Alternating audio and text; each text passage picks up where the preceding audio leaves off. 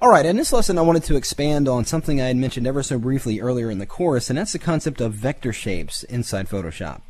Now, I'm going to go down in the toolbar. If you remember, that tool is right down here, and we've got a number of different shapes to select from. Now, I'm going to go ahead and grab this ellipse tool here. I'm going to go ahead and grab the polygon tool, and I'm just going to draw a box out. Now, what it does is it basically generates a shape layer. You can see in the layers panel that we've got a color layer here, just a color fill layer with a vector mask on it. And over here in my document, it just looks like any other layer or any other shape. But if you go into the tool right above the shape tools and this little arrow right here and you click and hold, you've got two tools in here. You've got the path selection tool and the direct selection tool. So I grab that path selection tool and click on my object and move it around. You'll notice that it has the vector points and curves on it. And I can move it around and do anything I want with it. You can also use the direct selection tool to grab individual points of your shape and resize it any way you want it to be.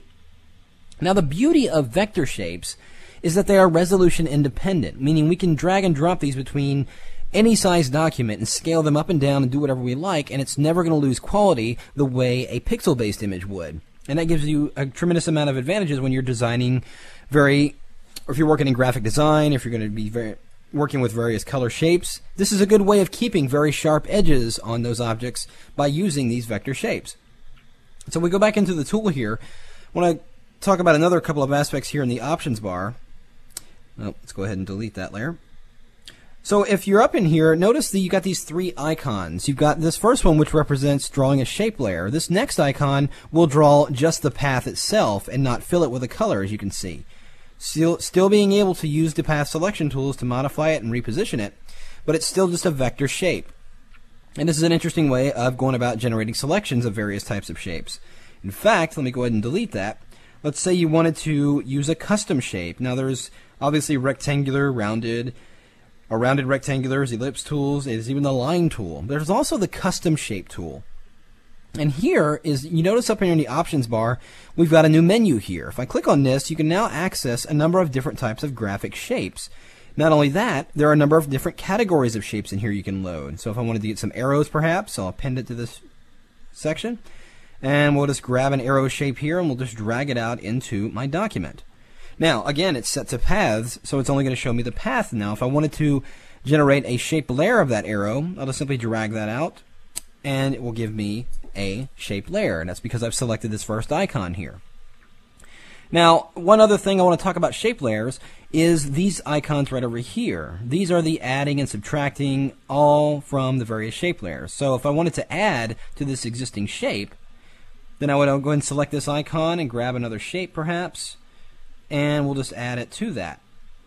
You'll notice what happens in the layers panel. We now can see those two distinctive shapes, and we can also select each one individually.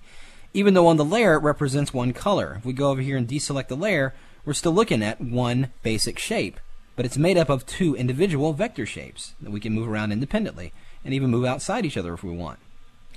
And I can also change the way this is blending. If I move this over that shape, and right now it's set to combine, or to unite with it, what if we clicked on this feature? You'll notice it removes that area. It can intersect the area and do other effects like that. So it's a quick and easy way of generating shapes and being able to modify them using the various vector tools. And again, the advantage being that they're resolution independent.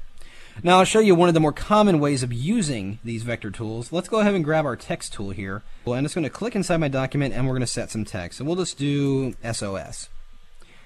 So I'm going to go ahead and scale this text up, and I just press Command or Control T to open up my free transform, and we'll just resize this object. And another way of getting in there and resizing your object is simply going into the Edit menu and going to Transform, and we'll just do Scale. And we'll just go in here and modify that shape, just like that. Now, I'm going to go into the Layers panel. I'm going to hold down my Control key or right-click on your mouse and click right on that layer, and you'll bring up this menu. We're going to go down here to this option right here, which is Convert to Shape. And you'll notice what happened is now turned that text into a vector shape layer. So if we were to go over in here and grab our vector shape tools, we can move these objects around. So I'm just going to overlap these shapes just a little bit like that. And I'm just going to use that same path selection tool and drag and select all of these shapes And I'm just going to change the blending here. Let's see if we can we'll do this last one right here. And you'll notice that it gives me a very interesting effect. And it's able to do that because they are now vector shapes. So you can achieve a lot of interesting effects using these vector shapes. And as usual with the other features, I encourage you to go in there and just experiment with them and see what other kind of cool features you can come up with. And have fun with it. So that is Vector Tools inside Photoshop.